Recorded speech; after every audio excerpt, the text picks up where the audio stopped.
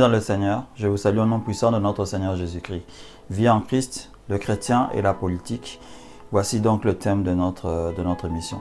Quatrième épisode, quatrième partie, où nous allons essayer de voir un élément final, un élément assez important. On en a parlé partie par partie dans les différents épisodes. J'ai touché certains points bien sûr, et aujourd'hui je vais essayer d'entrer légèrement en profondeur afin de faire voir à toi, mon frère, ma soeur qui est en train de m'écouter, cette réalité-là. Du premier épisode au troisième épisode, ou de la première partie à la troisième partie, nous avons pas insisté, mais informé. Le chrétien peut faire de la politique, parce que le chrétien peut faire de l'administration. La politique, l'administration, ce sont des métiers comme tous les métiers qui puissent exister. Nous avons essayé de mettre la part des choses, bien sûr, par rapport aux voies des ténèbres, le voie du mal, entre parenthèses, par rapport à ce que le Christ, ce que le Fils, un Fils de Dieu peut apporter, bien sûr. Parce que le Fils de l'Éternel, un Fils de Dieu, qu'est-ce qu'il apporte? Il apporte la paix, il apporte la connaissance de l'Éternel, il apporte la solution, la sagesse. Je ne dis pas que les chrétiens, ceux qui ne prient pas n'ont pas de sagesse. Ça, ce n'est pas ce que je suis en train de dire ici. Mais vous devez tenir compte, vous devez savoir que la sagesse, celle qui vient de l'Éternel et qui est donnée aux enfants de Dieu, aux fils de Dieu, nous permet de faire des exploits en réalité. Nous avons parlé de Joseph, nous avons parlé de Daniel, deux piliers très importants. On pouvait parler d'autres fils qui sont dans les Écritures, qui pratiquement, c'était de la politique. Il suffit seulement que nous parlions des rois. Nous avons Saul, nous avons David, nous avons Salomon. On pouvait tirer certains éléments. Mais ce n'étaient pas des exemples, ou ce ne seront pas des exemples qui pourront, comment je peux dire, s'enraciner dans notre vie actuelle. Parce que dans la vie actuelle où nous sommes aujourd'hui, il y a comme un refus, et il y a comme une sorte de plongée dans l'océan de cette réalité-là. Des personnes sont pour, d'autres sont contre. Mais vous devez savoir que, en tant que fils de l'Éternel, nous avons besoin aussi d'être dirigés. Notre roi, notre Seigneur Jésus nous dirige. C'est de la politique d'une certaine manière ou d'une autre aussi. Et dans le monde où nous sommes aussi dirigés parce que nous ne sommes pas de ce monde, mais nous faisons partie de ce monde aussi. Nous voyageons dans ce monde, donc on nous dirige par d'autres personnes. On voudrait bien que ces personnes qui nous dirigent puissent suivre des voies droites, des voies correctes, des voies qui nous permettront de servir notre Dieu et notre Seigneur. Raison pour laquelle dans la parole de Dieu nous avons cette recommandation. Prions pour ceux qui nous sont élevés en autorité. Et là, c'est là le sous-thème de mon émission. Est-ce que tu pries pour les autorités? Parce que l'élément le plus important, c'est là. Nous pouvons faire la politique, nous pouvons aussi faire de l'administration. Mais lorsque nous ne le faisons pas, lorsque nous ne faisons pas ces choses-là, que pouvons-nous donc faire? Être donc des influenceurs spirituellement. Nous avons montré l'exemple de Daniel qui était un influenceur spirituel. Mais un influenceur spirituel physique de visio, il était dans l'arène, il était dans le bureau, il était là. Mais nous ne sommes pas là. Moi je suis dans ma maison, tu es dans ta maison, etc. Tu as ton travail, tu es un boucher, un taximène, un chauffeur de bus, de tram, de métro, de je ne sais pas quoi. Tu ne peux pas être dans l'arène tel qu'était Daniel. Mais moi aujourd'hui je te dis que tu peux être dans l'arène comme Daniel était, mais d'une manière spirituelle.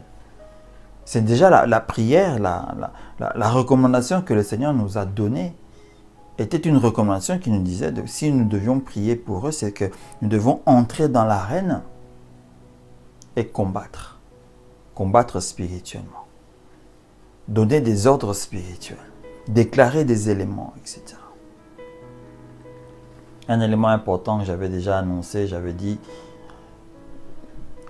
l'Église a échoué. L'Église a échoué, pourquoi? Parce qu'elle ne fait pas son métier. Elle ne fait pas ce que le Seigneur lui a appelé de faire. Vous allez peut-être me dire que non, mais le Seigneur nous a appelé de faire de toutes les nations ses disciples. Nous sommes en train de prêcher, d'évangéliser. Oui, d'accord. Même si on le fait, pas comme on devait peut-être le faire, mais on voit la naissance des églises. On voit la naissance de nouveaux évangélistes et autres qui vont, qui prêchent. On en voit. Mais est-ce qu'il n'y avait que ça? Parce que la Bible nous dit un élément important. Les Écritures nous disent ceci. C'est le Seigneur Jésus qui le dit, je crois. Il nous dit que vous êtes le sel de la terre. Il n'a pas dit que nous sommes le sel des chrétiens, nous sommes les sels des fils de Dieu, mais de la terre. Et quand on parle de cette terre-là, on parle de tous les habitants qui sont là. C'est-à-dire que là où il y a un fils de l'Éternel, il doit y avoir donc une influence. Qu'elle soit économique, qu'elle soit spirituelle, qu'elle soit physique, qu'elle soit politique. Dans le volet de la politique en question, cela veut dire que l'influence que je dois avoir, l'influence que j'ai dans le lieu où je suis, je peux influencer la politique sans pour autant que ces politiciens me voient. Et comment je peux le faire? Que font aujourd'hui nos églises? Quel enseignement nous est apporté par rapport à ce qui se passe dans les nations? Parce qu'il y a des choses qui se passent dans les nations. Mais que font nos églises? Que font-elles aujourd'hui? Je me rappelle, et je ne sais pas si ça se fait encore aujourd'hui, il y avait une église, pas que j'ai fréquentée, mais je suis allé, c'est parce que je connaissais le pasteur qui était là-bas. Chaque jour, en fait, chaque début de réunion, il priait pour les nations des fidèles qu'ils avaient à l'intérieur de cette église-là. Il y avait des Brésiliens, il y avait des Congolais, il y avait des Ivoiriens, je crois, si je ne me trompe pas. Il y avait des Suisses eux-mêmes, je pense, parce que c'était en Suisse, si je me rappelle. Et on priait pour les politiciens, le président, si je peux le dire, ou la première tête du pays, qui est peut-être le Premier ministre et autres. Il priait pour ces personnes-là. Et après, le culte commençait et autres, etc. C'était quelque chose de très bien. Mais je sais qu'aujourd'hui, très peu d'églises le font. Et je ne sais pas s'ils continuent à faire cela, mais bon, très peu d'églises ne le font ou pratiquement ne le font pas.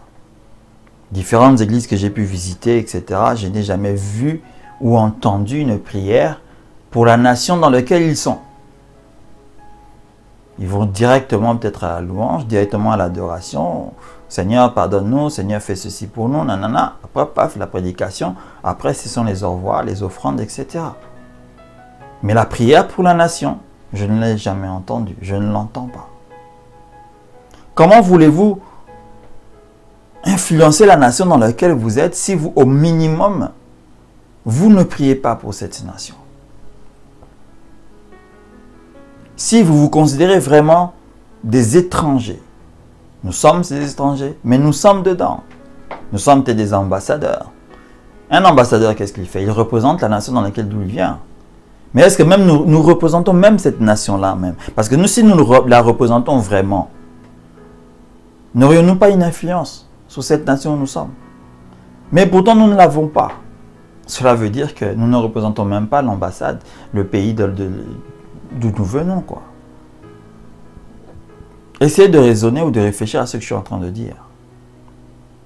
Pourquoi je parle et je dis aujourd'hui l'Église a échoué, ou l'Église est en train d'échouer. Vous allez peut-être entrer en réflexion et dire, mais écoute, je ne vois pas où dans les Écritures, les apôtres qui ont commencé les évangélisations, tout ça, sont allés influencer les villes. Moi, je veux te dire une chose. Chaque fois que les apôtres ont été persécutés, ils ont été mis dans des situations compliquées, etc. C'était les politiques de ces nations-là, ceux qui étaient élevés en grade dans ces nations-là qui les attaquaient. Je ne sais pas si les apôtres en question priaient tout un tas d'histoires pour ces politiciens et autres. Non, mais peut-être qu'ils le faisaient, peut-être qu'ils ne le faisaient pas non plus. Mais moi, ce que je suis en train de dire aujourd'hui, c'est que si l'Église échoue par rapport à ce qui se passe dans le monde, c'est parce que l'Église ne prie peut-être pas assez, ou bien l'Église n'agit pas comme elle doit agir correctement. Nous ne sommes plus des influenceurs. L'Église aujourd'hui a perdu son sel, a perdu sa saveur. On n'en a pas. le sel, on le met dans la nourriture pour la manger. Donc, on ne nous prend même pas pour nous goûter. C'est-à-dire, on n'essaie même pas de nous écouter. On n'essaie même pas de nous entendre parce que nous ne sommes pas des influenceurs. Je ne deviendrai pas influenceur du jour au lendemain. Non, mais déjà, je prépare le terrain de mon influence par la prière. Parce que le problème de l'Église aujourd'hui, on peut se le dire, on ne se voile pas la face, c'est la prière. L'Église d'aujourd'hui ne prie pas. Ce n'est pas une émission qui ne parle pas qui parle de la prière, mais c'est pour vous dire que l'Église d'aujourd'hui ne prie pas. Parce que si l'Église d'aujourd'hui priait pour soi-même, pour les autres, ceux qui sont autour, on tomberait dans cette réalité-là de prier pour la nation dans laquelle nous sommes. Mais si nous ne le faisons pas, à quoi ça sert? À quoi ça sert de croire que nous sommes l'Église de Dieu? Parce que nous ne remplissons même pas le rôle pour lequel nous avons été appelés. Nous pouvons nous débattre de chimères ou de thèmes comme celui-ci, chrétien politique, et faire sortir des versets. Ouais, depuis que j'ai commencé cette petite série, je n'ai pas lu beaucoup de versets en tant que tel. J'ai tiré des histoires réelles que vous avez dans Genèse, que vous avez dans Exode et que vous avez dans le livre de Daniel pour essayer d'agrémenter en fait ce thème-ci. Mais dans d'autres circonstances, on dirait verser ça, verser cela, verser ceci, verser cela. Mais moi, je ne dirais pas verser ceci, verser cela, verser ceci, verser cela. Je dirais, quelle est donc la finalité de notre présence? Qu'avions-nous fait dans les faits? Que faisons-nous réellement? Que disons-nous réellement? Quand nous entendons que le président de la République dans lequel nous vivons, ou le ministre dans lequel nous vivons, dans le pays dans lequel nous sommes, prend une décision qui dit que non, à partir d'aujourd'hui, il n'y aura pas de rassemblement chrétien, par exemple. Qu'à partir d'aujourd'hui, tel élément ne pourra plus se faire. Et cet élément en question a une certaine influence dans notre manière de vivre en tant que chrétien. On va peut-être se réunir à gauche, à droite, et commencer à pleurer sur notre sort, à débattre, mais pourquoi ils disent ça, pourquoi ils font ça, et c'est ça.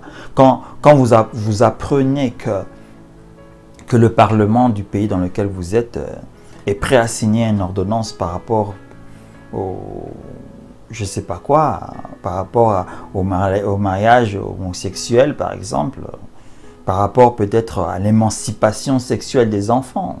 On a eu ces éléments-là il y a 1 année ou 2 ans ou 3 ans, si je ne me trompe pas.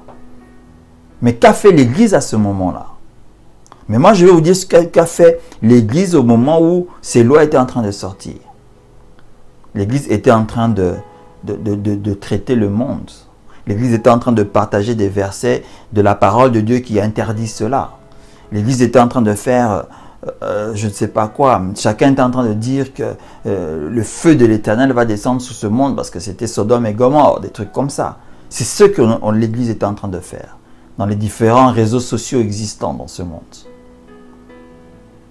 Mais quelle est l'Église qui s'est mise à genoux et qui a prié, qui a déclaré la grâce, la miséricorde du Seigneur de descendre dans le pays dans lequel ils sont, afin que les choses peuvent au moins changer ou que les choses peuvent être freinées. Parce que nous savons très bien que, qu'on le veuille ou pas, on va arriver à un certain stade. Mais notre présence doit être capable de freiner les événements. Nous sommes un frein pour l'ennemi, vous savez cela? Je ne sais pas si on vous le dit, si on vous l'a dit. Notre présence est un danger pour l'ennemi. Notre présence est un danger pour ce politicien véreux que nous avons présenté dans le premier épisode. C'est la raison pour laquelle il nous persécutera, qu'il nous tuera. C'est la raison pour laquelle il voudra se débarrasser de nos cultes, de nos moments de prière, d'adoration. Parce qu'il sait ce que cela le dérange. Parce que sans sa présence, il va faire des choses. Nous savons très bien que les Écritures nous le disent par rapport aux différentes prophéties qui existent. Qu'à un certain moment, l'Esprit du Seigneur ne sera plus sur cette terre et l'ennemi aura carte blanche. Savez-vous ce qui va se passer dans ce monde? Vous devez savoir que c'est encore la présence de l'Église qui empêche certaines choses de se réaliser. On a essayé d'en parler légèrement dans le premier épisode. Mais pour empêcher, bloquer, arrêter, stopper même certains éléments, on doit se mettre à genoux devant l'Éternel. Invoquer sa présence.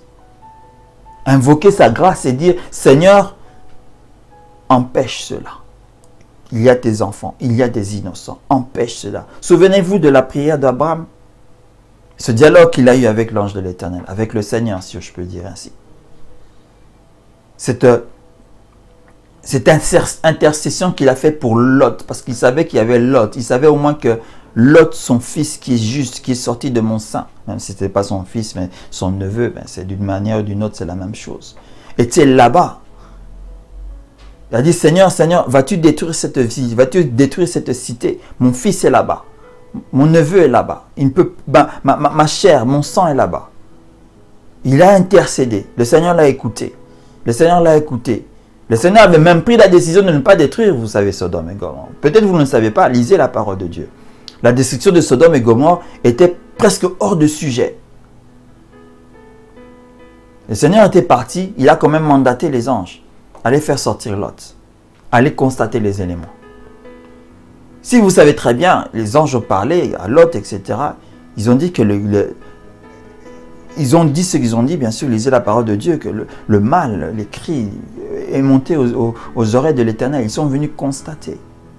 Mais ils n'ont pas fait sortir de leur bouche le mot de la destruction.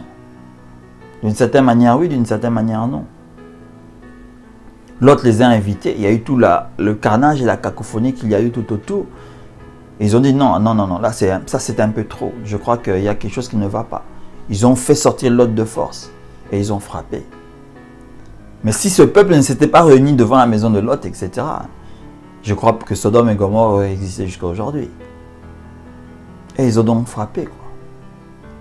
Mais l'élément n'était plus comme ça en principe, parce qu'il y avait quelqu'un qui avait intercédé. Vous savez, de par le monde, il y a des guerres qui sont en cours. Il y a des situations difficiles dans ce monde-là. On ne va pas se voiler la face. Nous le voyons dans les journaux télévisés. Nous le voyons dans des magazines. Nous le voyons dans des informations que nous recevons de part et gauche. Dans des pays africains où il y a des guerres, il y a des famines, il y a des situations qui aujourd'hui on peut se demander, nous sommes au XXe siècle, mais comment peut-il y avoir ça? Mais que fait l'Église? À nouveau. Quel message est apporté au peuple de Dieu pour qu'il puisse se mettre à genoux et dire, Seigneur, cette guerre doit prendre fin. Seigneur, cette famine doit prendre fin. Seigneur, change la moralité de ces politiciens-là. Seigneur, change leur manière de prendre les décisions à partir d'aujourd'hui. Quelle est cette église qui le fait? Quand je parle de l'église, je ne dis pas de l'église corps de Christ par rapport à toutes les églises corps de Christ réunies en un seul corps. Mais je parle de l'église corps de Christ qui est dans le pays X, dans le pays Y, dans le pays Z. Que font-ils? À moins que je me trompe, au moins dans chaque pays dans ce monde, il y a au moins une église chrétienne. Il y a au moins des personnes qui sont sauvées. Mais que font ces personnes-là? Prient-ils pour le pays dans lequel ils sont? C'est bien de prier pour le salut des âmes. C'est bien de le faire. Mais nous devons remplir, exécuter toute la parole du Seigneur. Prions-nous pour les autorités. Est-ce que nous laissons les autorités entre les mains? Quand vous entendez des bruits de guerre, des bruits de bottes, est-ce que l'Église se lève contre ce démon de guerre? Contre ce démon qui va venir amener le carnage, la famine, la destruction, le sang? L'Église se lève-t-il? Parce que si l'Église se lève, peut-être la guerre va se faire, se fera, mais elle n'aura pas cet impact-là qu'elle aurait eu sans la présence des enfants de Dieu. Elle aurait été peut-être un carnage. Je me rappelle d'une histoire, je crois l'avoir déjà donnée une fois, en parlant des bénédictions et autres. Il y avait un frère, si je peux l'appeler un frère, qui était militaire pendant la Seconde Guerre mondiale. Il était dans un escadron de pilotes quand c'était contre l'armée japonaise. Il y a son témoignage. Il a dit que chaque fois qu'il était dans une situation où il pouvait mourir, il ne mourait pas. Sa présence était comme une bénédiction pour l'escadron dans lequel il était. Son escadron, quand elle sortait, elle revenait. Parce qu'il était présent. Ce n'était pas un frère dans le sens qu'il était un frère. Mais il était couvert par la prière de sa grand-mère.